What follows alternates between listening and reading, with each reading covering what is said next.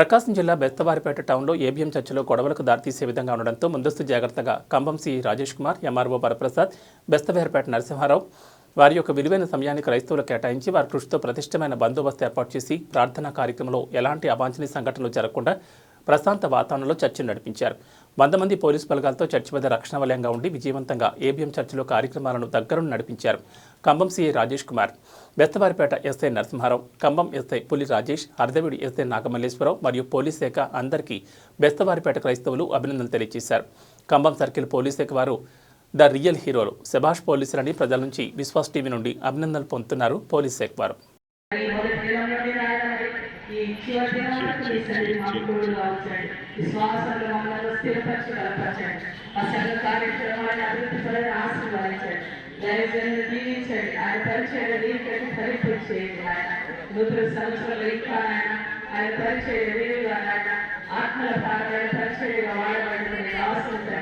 ఆశీర్వాదించమని ప్రార్థిస్తున్నారు.